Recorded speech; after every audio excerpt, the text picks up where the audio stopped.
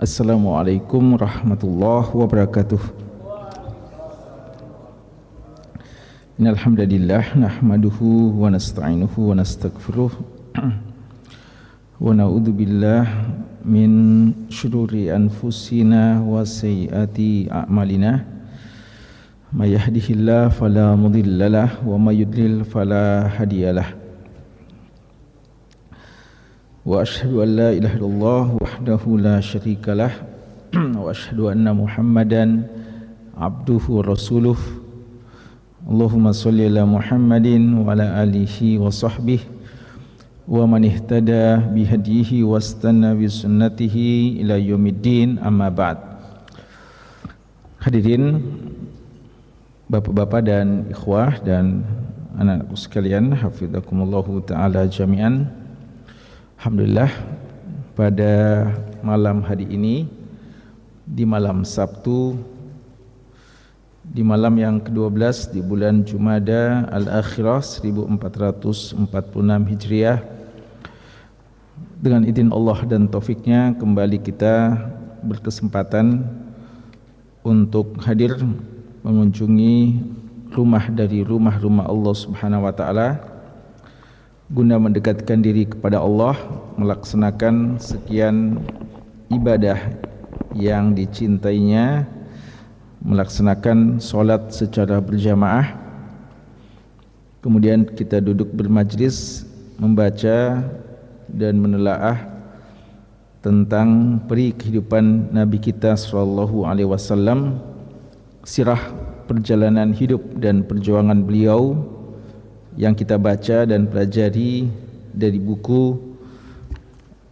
Nafhatu Amir min Siratil Bashir An-Nadir, Semerbak Wangi Sirah Sang Nabi, karya dari salah seorang pakar sejarah, Syekh Dr. Yahya bin Ibrahim Al-Yahya, hafizahullahu ta'ala.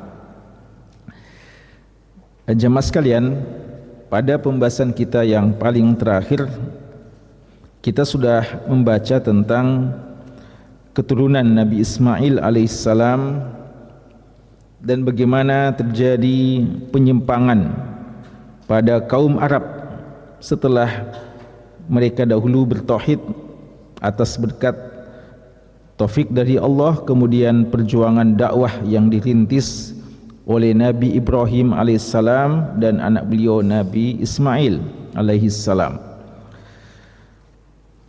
dan mereka berada di atas dasar tauhid hingga datangnya Amr bin Luhai al-Khuzai yang awal kali memunculkan, menampakkan dan menyebarluaskan kesyirikan di kaum Arab, hingga hal itu terus berlangsung menjelang kedatangan Nabi Muhammad sallallahu alaihi wasallam. Namun demikian tidak berarti bahwa kaum Arab tidak mengenal lagi sesuatu dari syariat Islam. Walaupun Amr bin Luhai al-Khuzai telah berhasil merubah Arab dari tauhid ke kesyirikan, dan sangat banyak yang dia telah ubah dari keyakinan yang ada pada umat saat itu, namun masih ada sisa-sisa dari syariat Islam yang diwarisi oleh kaum Arab waktu itu. Inilah pembahasan kita pada malam hari ini. Sebelum kita mulai membahas tentang Nabi kita sallallahu alaihi wasallam, Syekh masih memberikan satu muqaddimah tentang baqaya syariati Ibrahim alaihissalam, sisa-sisa syariat Nabi Ibrahim yang masih diwarisi oleh kaum Arab, indal Arab, ya. Dan memang ini satu sunnatullah, bahwa walaupun ada gerakan-gerakan perusak, ya, gerakan yang ingin menyimpangkan manusia dari jalan kebenaran kepada jalan kesesatan, tapi dia tidak akan berhasil untuk merubah secara penuh. Masih akan ada sisa-sisa dari sunnah yang terwarisi atau syariat-syariat yang Islami yang ada pada umat, karena pada hakikatnya syariat Islam inilah syariat yang sesuai dengan fitrah. Karena itu akan tetap ada pada umat sisa-sisa dari syariat Nabi Muhammad SAW. Syekh akan menjelaskan kepada kita beberapa syariat yang masih terus diwarisi dan lestari di kaum Arab pada saat itu sebelum kedatangan Nabi Muhammad SAW. Ya, tafadhal.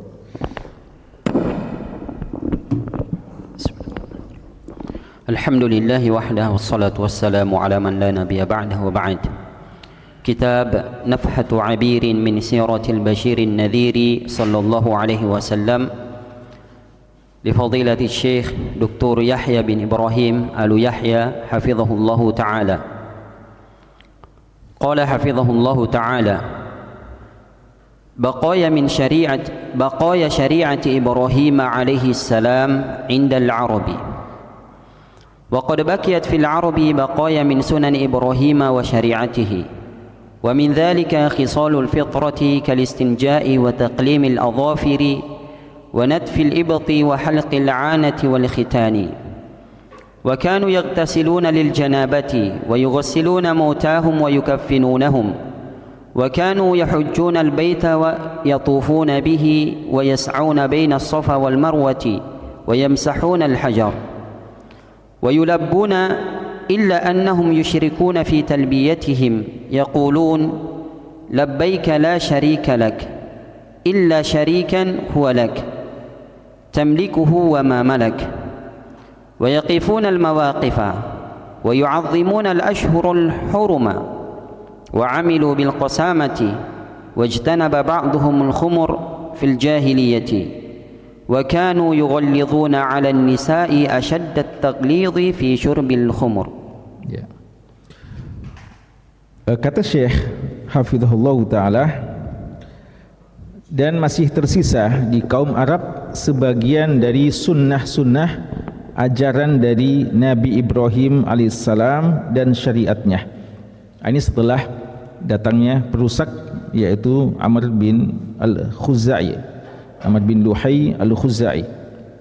Di antara syariat yang masih dikenal oleh bangsa Arab pada saat itu adalah khisalul fitrah, sunnah-sunnah yang dikatakan sebagai sunnah-sunnah fitrah, seperti al-istinja, bersuci pada saat seseorang telah qada hajah, ya, telah buang air umpamanya. Wa taqlim al-adhafir, memotong kuku, menggunting kuku. Wa natfil ibt, mencabut bulu ketiak. Wa halqul anah, mencukur rambut di sekitar kemaluan. Wal khitan, dan berkhitan. Ini masih dikenal oleh orang-orang Arab jahiliyah pada saat itu. Ya, ini sisa-sisa syariat yang diajarkan oleh Nabi Ibrahim yang tidak berhasil atau tidak diubah oleh si Amr ini, atau dakwah kesyirikan yang disebarluaskan oleh Amr bin Luhai Al-Khuzai tersebut. Dan ini termasuk khamsah minal fitrah, ya. Dalam sebagian riwayat ada 10 bagian dari fitrah. Jadi kelima hal tadi, ya. Kemudian juga di antara hal yang masih dilakukan oleh orang Arab jahiliyah adalah mereka mandi janabah. Ya, jadi kalau mereka janabah, mereka juga masih mengenal mandi junub. Dan mereka juga memandikan jenazah-jenazah mereka. Jadi tetap berlaku memandikan jenazah dan mengafani mereka.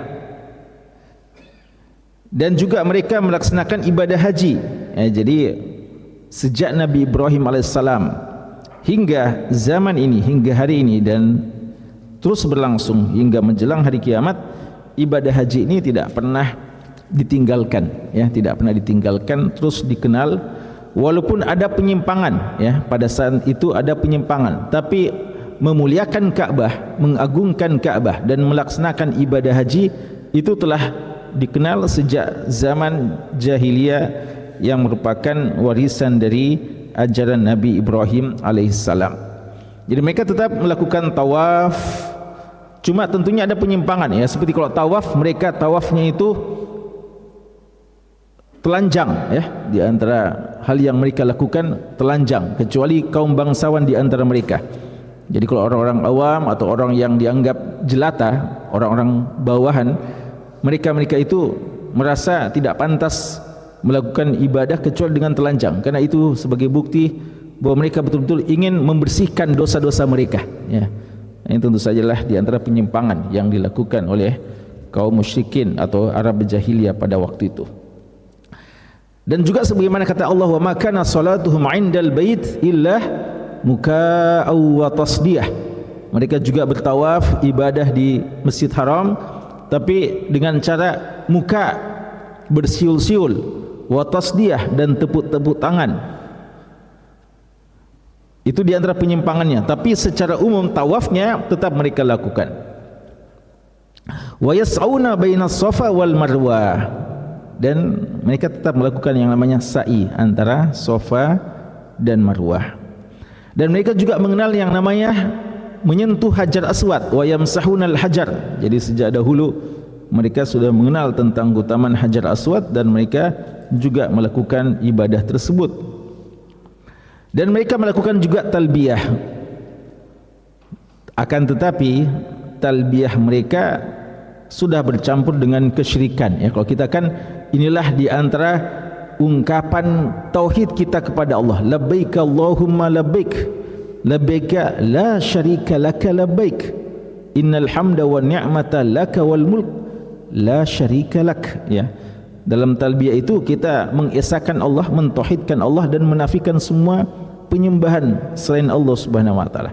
Adapun orang musyrikin jahiliyah, Arab jahiliyah waktu itu, mereka juga mengenal talbiyah, tapi apa yang mereka katakan? Mereka bilang labbaika la syarika lak, labbaik, kami datang kepadamu ya Allah, yaitu talbiyah itu artinya ijabah ya, ijabah ba'dal ijabah, respons positif terhadap panggilan Allah untuk mendatangi Ka'bah. Mereka bilang kami datang ya Allah memenuhi panggilanmu, tidak ada sekutu bagimu kecuali. Ini ada kecualinya, ini masalahnya ya. Kalau kita kan la ilaha illallah, kalau mereka bilang tidak ada sekutu bagimu illa syarikan, kecuali ada sekutu, ada Tuhan lain tandingan yang merupakan sekutu, walaupun dia huwalak, pada hakikatnya dia juga adalah milikmu. Jadi mereka sebenarnya seperti yang pernah kita bahas, hadis Imran bin Husain ya, atau kisah Imran bin Husain dan bapaknya ketika ditanya, mengatakan sebenarnya banyak sembahan-sembahan mereka, tapi pada saat genting mereka kembali kepada Allah Subhanahu wa taala. Jadi mereka anggap itu hanya bagian-bagian sebagai wasilah sebenarnya, sebagai perantara untuk bertemu atau beribadah kepada Tuhan yang paling tinggi, Tuhan yang paling agung. Maka mereka bilang tiada sekutu bagimu kecuali sekutu yang mana Tuhan itu sebenarnya milikmu, laka tamlikuhu wa ma malak, dan dia sendiri tidak memiliki ya. Jadi sebenarnya mereka menjadikan Tuhan-Tuhan yang mereka sembah itu cuma sebagai perantara, dan ini letak kerancuan akidah mereka, kekeliruan penyimpangan akidah mereka. Kemudian juga di antara ibadah yang mereka lakukan adalah yaqifunal mawaqif ya. Jadi mereka juga itu wukuf di Arafah, pergi juga di Masy'aril Haram, di Muzdalifah, dan di tempat-tempat yang mulia itu, di Mina ya. Jadi mereka juga melakukan ibadah-ibadah yang semacam itu. Dan juga mereka walaupun sangat jahiliyah, mereka tetap mengagungkan bulan-bulan haram. Jadi walaupun mereka itu kerjanya paling utama apa? Perang ya. Itu kan orang jahiliyah itu identik dengan peperangan, kedzaliman.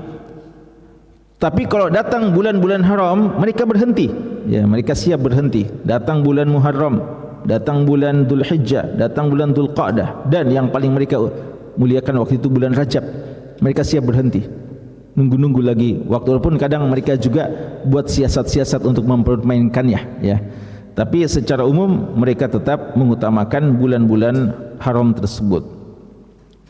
Dan juga mereka mengamalkan qasamah, ya, al-qasamah. Qasamah itu ketika ada seorang yang meninggal dunia lalu tidak ada saksi yang jelas siapa yang membunuhnya, maka kadang diminta untuk bersumpah, ya, ketika ada qarina, ada indikasi-indikasi tentang si fulan tapi tidak ada juga bukti bahwa si fulan itu yang membunuh.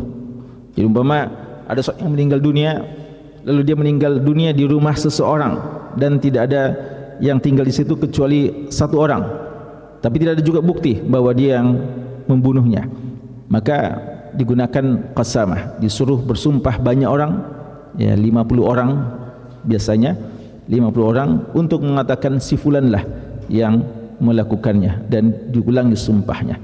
Itu ada dalam syariat Islam, berlaku dalam syariat Islam, dan itu sebenarnya sudah dikenal juga sejak zaman jahiliyah.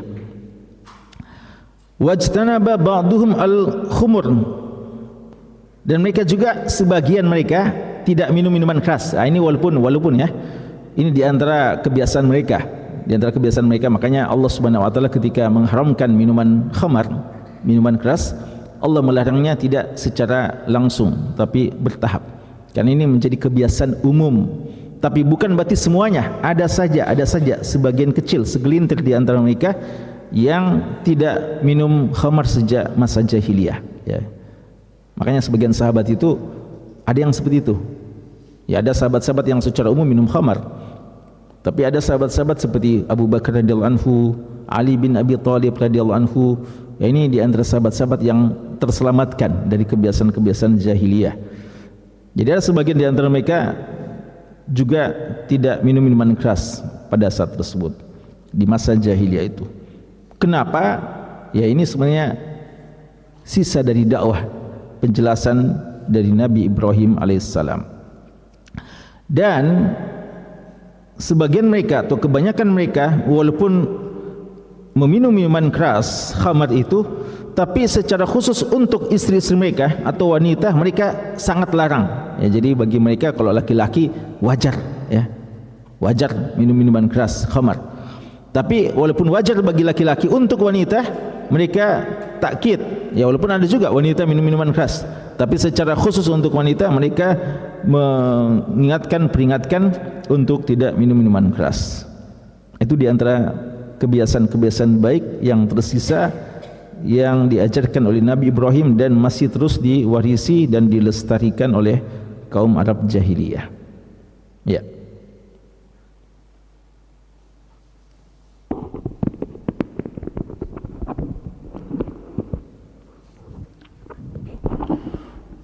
وهم مع إقرارهم بالله وبعظمته وبتدبيره للأمور وأنه الخالق الرازق المحيي المميت وأن جميع الخلق تحت قهره وتصرفه قد اتخذوا من دون الله وسائطا يزعمون أنها تقربهم إلى الله زلفى.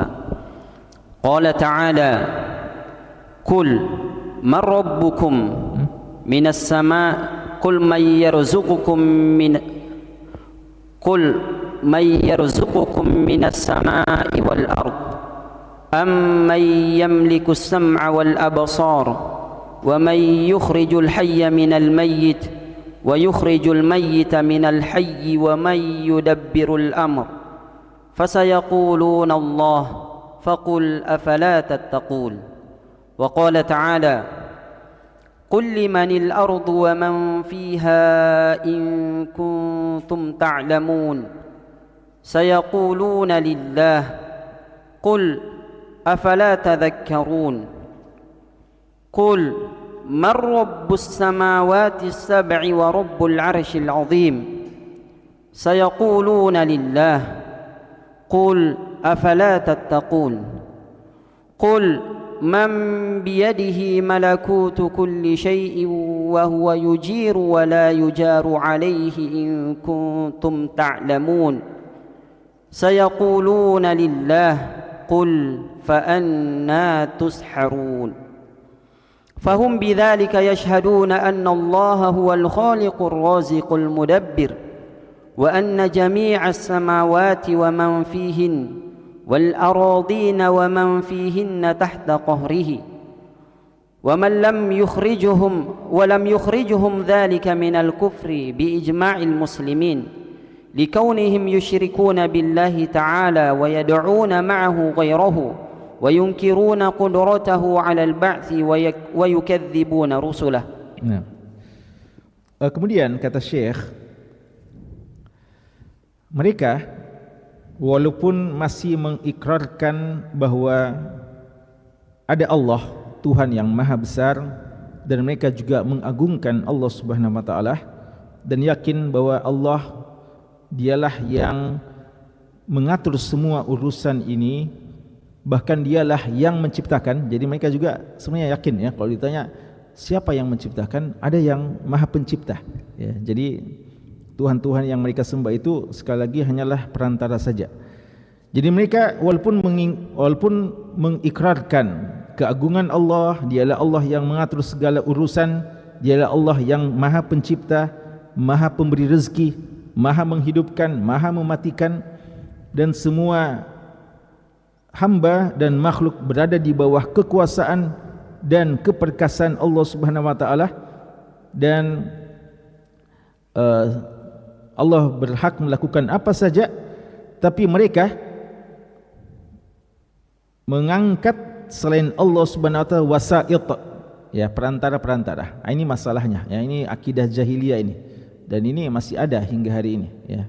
Jadi kalau kita melihat orang yang mengangkat bertawassul kepada selain Allah dan beribadah kepada kuburan-kuburan tertentu atau sesuatu yang mereka besarkan, kalau kita tanya, mereka akan berdalih, saya sebenarnya tidak menyembah ini, saya menyembah Allah, tapi ada perantara yang saya butuhkan untuk menghadap Allah. Saya hamba yang fakir, hamba yang banyak dosa, hamba yang tidak pantas untuk berhadapan langsung dengan Allah, maka saya manfaatkan para wali-wali yang soleh atau hal-hal yang diagungkan untuk menjadi perantara antara mereka dan Allah Subhanahu wa taala. Itu alasan mereka. Yaz'umuna annaha tuqarribuhum ila Allahi zulfa. Dan mereka mengklaim bahwa mereka itulah yang akan mendekatkan kepada Allah zulfa, sedekat-dekatnya. Cuma ini yang dikatakan oleh Syekh Muhammad bin Abdul Wahhab rahimahullah, kadang kejahiliaan Arab pada waktu itu masih lebih mendingan dari kejahiliaan manusia hari ini. Karena mereka kalau memilih perantara, selalu yang mereka pilih itu hamba-hamba Allah yang betul-betul soleh, wali-wali yang betul-betul soleh. Dan itu pun mereka tidak sembah terus-menerus. Ada waktu-waktu di mana pada saat-saat genting mereka kembali langsung kepada Allah. Adapun jahiliyah hari ini adalah mereka kadang salah memilih. Kalau mereka memilih perantara yang justru orang-orang yang tidak soleh ya. Jadi mereka kadang angkat wali ini, wali itu, tapi kalau dilihat wali yang tidak solat ya, kadang mereka anggap walinya wali yang tidak solat, wali yang subhanallah masuk ke masjid tidak pakai baju, merokok lagi ya, lalu mereka pada bertawassul dan mengambil tabarruk dengannya. Itu wali bagi mereka ya. Dan mereka masya Allah khusyuk solat, tapi ketika mereka mau berdoa langsung datang ke si wali yang ya rambutnya acak-acakan dan juga ya tidak pakai baju yang lengkap dan merokok lagi, lalu minta doanya dan bertabaruk dengannya. Subhanallah, ini yang dikatakan oleh Al-Imam Al-Mujaddid bahwa ini lebih parah jahiliyahnya daripada orang-orang Arab terdahulu. Dan juga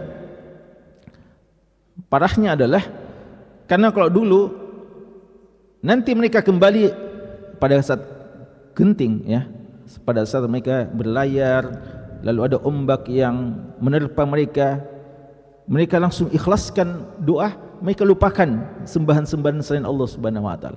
Hari ini ya, kata Syekh Muhammad bin Abdul Wahhab bahwa hari ini mereka pada saat berada dalam keadaan genting seperti itu, mereka akan mengatakan ya Jailani, ya Junaid, ya. Mereka sebutkan justru nama perantara-perantara mereka. Mereka tidak kembali kepada Allah Subhanahu wa taala. Ini letak ya kesyirikan yang sangat berbahaya yang ada pada umat hari ini, yang lebih parah daripada kaum jahiliyah terdahulu. Di sini beliau sebutkan beberapa ayat-ayat dalam Al-Quran yang menjelaskan masalah ini. Allah Subhanahu wa taala berfirman, ya. Beliau kutip dua surat. Surat pertama surat Yunus ayat 31, tadi sudah kita dengarkan ayatnya. Allah berfirman yang artinya, katakanlah, siapa yang memberikan rezeki kepada kalian dari atas langit dan dari bumi, dan siapa yang memiliki pendengaranmu, penglihatanmu, dan siapa yang mengeluarkan dari yang hidup kepada yang mati dan sebaliknya, siapa yang menghidupkan dan mematikan, dan siapa yang mengatur seluruh urusan di langit dan di bumi. Kalau mereka ditanya tentang itu, fasayaquluna Allah, mereka akan sepakat untuk mengatakan Allah. Jadi sekali lagi mereka tahu bahwasanya apa yang mereka minta doa ini kemampuannya terbatas. Yang Maha Kuat itu Allah Subhanahu wa taala. Maka dikatakan kepadanya, faqul, katakanlah kepada mereka, afala tattaqun, kalau gitu kenapa tidak kalian bertakwa saja langsung kepada Allah Subhanahu wa taala. Itu surat Yunus ayat 31. Kemudian beliau kutip juga firman Allah di surat Al-Mu'minun di ayat ke-84 ya sampai 89. Tadi juga sudah dibacakan ayatnya. Artinya, katakanlah, siapa pemilik bumi ini dan apa-apa yang ada di atasnya, jika kalian memahami atau jika kalian mengetahui. Sayaquluna lillah, ya, ketika ditanya siapa yang pemilik bumi ini dan semua yang ada di atasnya, mereka akan jawab Allah. Pemiliknya adalah Allah, lillah. Lalu dikatakan, qul, katakanlah wahai Muhammad, afala tadhakkarun, kenapa kalian tidak mau mengambil pelajaran jika kalian yakin akan hal itu. Ini di antara hujah-hujah akliyah, ya, dalil-dalil logika yang perlu kita ingatkan kepada para ahlu syirk, dan boleh jadi ada di antara mereka akhirnya tersadar, ya, akan kebodohan mereka dan mau kembali. Tapi ya ada saja yang tidak memahami hal tersebut. Lalu ditanya lagi, siapa pemilik langit dan bumi? Qul marrabbus samawati sab'a, siapa pemilik langit yang 7 ke atas dan pemilik arsy yang sangat agung? Mereka akan jawab, sayaqulun lillah, Allah juga yang memiliki. Maka katakanlah, afala tattaqun, kenapa kalian tidak bertakwa kepada Allah Subhanahu wa taala? Tanya lagi, wahai Muhammad, qul, katakan kepada mereka, man biyadihi malakutu kulli syai', siapa yang memiliki di tangannya kerajaan semuanya, wa huwa yujiru wa la yujaru alaih, dialah yang melindungi dan tidak dilindungi, ya, yang melindungi dan tidak dilindungi. Jika kalian betul-betul tahu, maka mereka semuanya akan mengatakan Allah. Lalu dikatakan, fa anna tusharun, kenapa mereka kayak tersihir saja, ya? Mereka tahu seperti itu, mereka jawabnya seperti itu, tapi kenapa kayaknya mereka tersihir sampai mau menyembah selain Allah Subhanahu wa taala? Maka Syekh mengatakan, fahum bidzalika, mereka pada hakikatnya bersaksi bahwa Allah Subhanahu wa taala pencipta, pemberi rezeki, pengatur segala urusan, dan semua langit ini dan apa yang ada di dalamnya, langit yang 7 ke atas dan semua penghuninya, penduduknya, wal aradin, dan bumi yang juga 7 lapis ke bawah dan apa yang ada di dalamnya, tahta qahrihi, berada di bawah kekuasaan, penguasaan, kekuatan Allah Subhanahu wa taala. Itu mereka yakini. Tapi apakah keyakinan ini menjadikan mereka muslim? Kata Syekh, keyakinan seperti itu, inilah keyakinan yang sifatnya apa? Apa istilahnya? Tauhid apa? Rububiyah, ya. Ini keyakinan rububiyah Allah. Allah mencipta, Allah mengatur, Allah pemberi rezeki. Ini semua keyakinan yang semacam ini tidak mengeluarkan mereka dari daerah kekufuran. Jadi mereka tetap dikatakan kafir, walaupun mereka tahu pencipta Allah, pengatur segala alam ini Allah, dan yang memberikan rezeki kita pada hakikatnya Allah. Itu tidak mengeluarkan mereka dari status sebagai orang-orang kafir. Bi ijma'il muslimin. Ini menurut ijma' kaum muslimin. Karena mereka melakukan kesyirikan kepada Allah Subhanahu wa taala dan meminta kepada selain Allah Subhanahu wa taala, dan mereka mengingkari kekuasaan Allah Subhanahu wa taala untuk membangkitkan. Ini juga di antara sebab kekufuran mereka, karena mereka mengingkari bahawa Allah Subhanahu wa taala mampu mengembalikan lagi, membangkitkan mereka lagi setelah mereka meninggal dunia, dan juga karena mereka mendustakan Rasul. Ini semua bagian dari tauhid uluhiyah yang tidak mereka miliki. Maka itulah yang dikatakan oleh ulama kita, tauhid rububiyah yastalzim tauhida al-uluhiyah. Tauhid rububiyah seharusnya menjadikan kita mentauhidkan Allah juga secara uluhiyah. Namun jika cuma sampai tauhid rububiyah saja, maka itu seseorang tetap dikatakan sebagai orang yang kafir dan musyrik. Ya. تلك صور من حياة أهل الجاهلية، وقد جاء في الحديث الذي رواه عياض بن حمار المجاشعي رضي الله عنه أن رسول الله صلى الله عليه وسلم قال ذات يوم في خطبته: ألا إن ربي أمرني أن أعلمكم ما جهلتم مما علمني يومي هذا، كل مال نحلته عبدا حلال، وإني خلقت عبادي حنفاء كلهم، وإنهم أتتهم الشياطين فاجتالتهم عن دينهم، وحرمت عليهم ما أحللت لهم، وأمرتهم أن يشركوا بي ما لم أنزل به سلطانا، وإن الله نظر إلى أهل الأرض فمقتهم عربهم وعجمهم إلا بقايا من أهل الكتاب. فالحديث يشير إلى انحراف الناس عن الشريعة ونبذها وراءهم ظهريا، واختراع أنظمة وقوانين من عند أنفسهم اتباعا للشيطان، فحرموا ما أحل الله لهم وأحلوا ما حرم عليهم، وهذا رد على ما شرعوه من السوائب والوصيلة والحام والبحيرة. Kemudian kata Syekh, itu sebagian gambaran potret dari kehidupan ahlul jahiliyah. Dan dalam sebuah hadis, ini satu hadis penting terkait dengan masalah ini, hadis yang diriwayatkan oleh Imam Muslim dari sahabat yang mulia yang bernama Iyad bin Himar al-Mujashi'i radhiyallahu anhu, bahwa Rasulullah SAW bersabda pada satu hari dalam khutbah beliau. Ini beliau sampaikan dalam khutbah beliau, "Ala inna rabbi amaroni an u'allimakum ma jahiltum."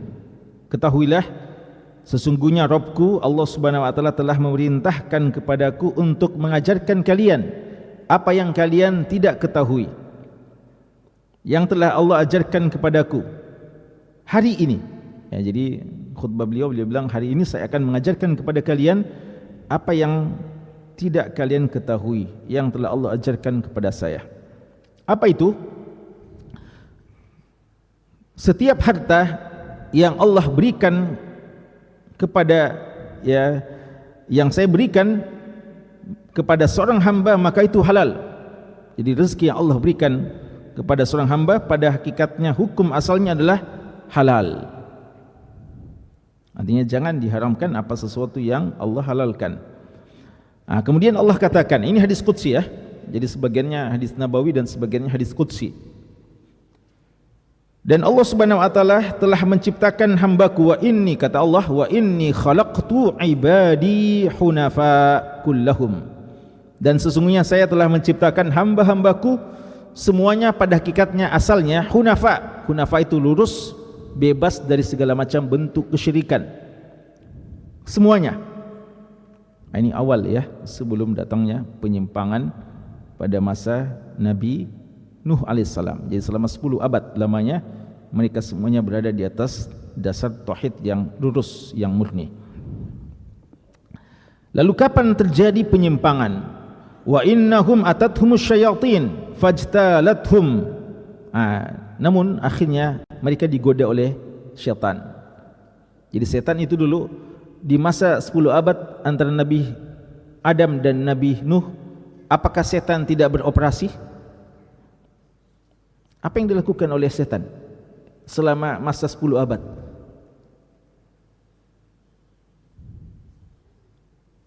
Tidak menggoda? Menggoda, tapi tidak sampai kepada persoalan kesyirikan, tidak bisa menggoyah tauhid masa itu. Yang ada adalah dosa-dosa, ya, dosa-dosa. Maka di antara dosa besar yang terjadi pada masa itu adalah apa? Pembunuhan yang terjadi pada anak Nabi Adam alaihissalam. Maka syaitan mulai berhasil menyimpangkan mereka dari tauhid yang benar itu setelah 10 abad lamanya. Syaitan menggoda, maka fajtalathum an dinihim, dari agama mereka, dan mengharamkan apa yang Allah halalkan. Dan saya memerintahkan kepada mereka dan memerintahkan kepada mereka untuk melakukan kesyirikan, menyekutukan Allah Subhanahu wa taala, yang saya tidak turunkan hujjah atas mereka. Dan Allah Subhanahu wa taala telah melihat penduduk bumi saat itu, ya, setelah terjadi penyimpangan, maka Allah memurkai, Allah benci, Allah marah kepada semua penduduk bumi saat itu, entah yang Arab maupun yang non-Arab, kecuali yang masih setia dengan ajaran Ahlul Kitab, masih setia dengan ajaran yang murni yang mereka warisi dari Nabi Ibrahim dan nabi-nabi mereka. Namun selainnya telah dimurkai dan dibenci oleh Allah Subhanahu wa taala. Hadis ini, kata Syekh, mengisyaratkan penyimpangan manusia dari syariat, dan mereka telah melemparkan ke belakang, ya, mereka telah membuang syariat. Lalu sebagai ganti mereka membuat aturan-aturan, undang-undang yang datang dari diri mereka sendiri. Apakah hasil pemikiran mereka? Pada hakikatnya ittiba'an li syaitin, ya, pada hakikatnya mereka itu adalah mengikuti syaitan, ya. Jadi kalau ada orang yang membuat undang-undang yang bertentangan dengan syariat, lalu mungkin mereka mengatakan ini hasil pemikiran kami, hasil musyawarah kami, kami berhasil membuat satu undang-undang yang sangat relevan, yang cocok dan seterusnya, dan ini hasil pemikiran kami, kecerdasan kami dan seterusnya. Pada hakikatnya mereka adalah sedang digoda dan ditipu daya oleh syaitan, ya, karena syaitan yang menjadikan mereka menghalalkan yang haram dan mengharamkan yang halal. Maka mereka mengharamkan apa yang Allah halalkan dan menghalalkan apa yang Allah haramkan. Dan ini, kata Syekh, adalah bantahan yang tegas, jelas bagi setiap apa yang disyariatkan, yang mereka syariatkan dari as-sawaib wal wasilah wal hami wal bahira. Ini di antara keyakinan jahilah, ya, keyakinan jahiliyah yang Allah sebutkan yang ada pada masa itu, keyakinan tertentu pada hewan-hewan seperti unta dan dan domba-domba, ya. Kalau dalam tafsir disebutkan, ini dalam surat Al-Maidah ayat 103, ketika menafsirkan firman Allah yang menyebutkan tentang hal itu, dikatakan kalau bahirah, apa keyakinan mereka terhadap bahirah itu? Bahirah adalah unta betina yang telah beranak 5 kali dan anak kelimanya jantan. Apa keyakinan mereka? Maka unta betina itu dibelah telinganya dan dilepaskan, tidak boleh lagi ditunggangi dan tidak boleh lagi diambil air susunya. Itu keyakinan mereka terhadap bahirah. Lalu saibah, as-sawaib, saibah adalah unta betina yang dibiarkan bebas karena satu nazar. Dibiarkan bebas maksudnya tidak boleh dimanfaatkan, tidak boleh ditunggangi, tidak boleh diambil air susunya dan seterusnya. Masyarakat Arab jahiliyah ketika itu hendak melakukan sesuatu, kalau mereka mau bernazar perjalanan jauh, biasanya mereka bernazar menjadikan unta mereka saibah bila maksud atau perjalanannya berhasil dan selamat. Jadi kalau mereka bernazar dan akhirnya selamat, maka untanya itu akhirnya dia bebaskan. Wasilah, mana dari wasilah adalah domba betina yang melahirkan anak kembar. Maka anak jantan itu disebut dengan wasilah, ya, dan tidak boleh disembelih melainkan harus dipersembahkan kepada berhalanya. Adapun ham adalah onta jantan yang tidak boleh diganggu lagi karena telah membuahi onta betina sebanyak 10 kali. Ya. Ini keyakinan mereka ya, yang ada pada waktu itu terhadap sawaib, wasilah, hami dan bahirah. Ya.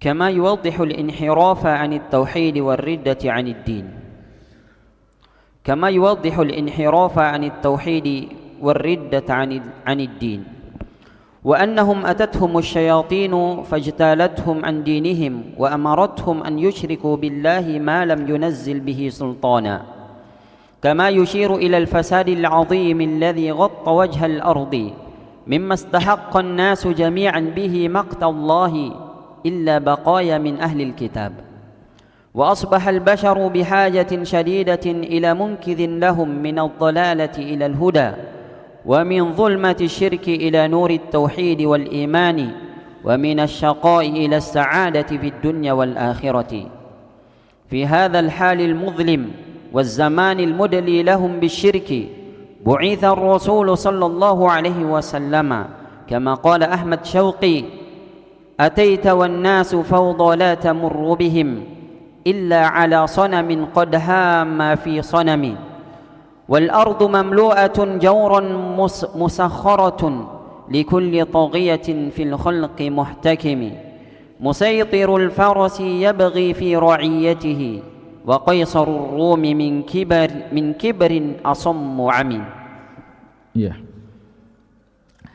Terakhir Syekh menyebutkan bahwa penyimpangan dari tauhid ini dan murtadnya dari agama, dan ini adalah karena mereka digoda oleh syaitan dari agamanya dan memerintahkan untuk melakukan kesyirikan apa yang mereka tidak memiliki alasan untuk itu. Ya, jadi para ahlu syirik itu sebenarnya mereka tidak memiliki dalil secara syar'i, dalil Quran dan sunnah, dan secara logika juga logikanya itu sangat-sangat keliru, yang tidak masuk akal.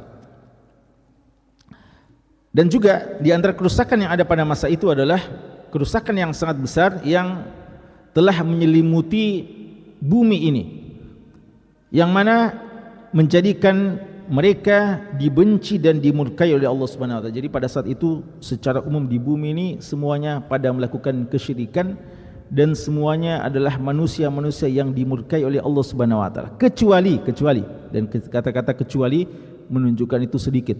Ya, jadi sedikit saja di antara mereka yang masih bertahan mewarisi ajaran ahlul kitab. Ya, makanya kita nanti tahu ada orang yang seperti Waraqah bin Naufal umpamanya yang masih iltizam, masih mengikuti ajaran-ajaran dari nabinya, ya. Tapi kebanyakan di antara mereka sudah menyimpang. Maka dalam kondisi yang seperti itulah manusia pada saat itu bihajah syadidah, sangat membutuhkan kepada seorang yang mungkiz. Ya, mungkiz itu menyelamatkan mereka dari kesesatan menuju kepada jalan hidayah, dari kegelapan kesyirikan kepada cahaya. Pada saat itu sudah puncaknya jahiliyah. Dibutuhkan seseorang yang menyelamatkan mereka. Dalam kondisi seperti inilah Allah mendatangkan nabinya. Inilah, ya, ini gambaran kondisi bagaimana sampai Allah mengutus seorang Muhammad sallallahu alaihi wasallam. Dan nanti setelah inilah baru kita mulai membaca dan membahas tentang Nabi Muhammad. Jadi sudah ada gambaran bagaimana kondisi masyarakat jahiliyah pada saat itu. Maka dalam kondisi yang seperti inilah, kondisi kegelapan, kondisi zaman yang penuh dengan kesyirikan, diutuslah seorang Rasul sallallahu alaihi wasallam yang sebagaimana digambarkan oleh seorang penyair yang terkenal Ahmad Syauqi, bahwa engkau wahai Muhammad telah datang dan manusia dalam keadaan kacau balau, ya, keadaan manusia kacau balau, tidaklah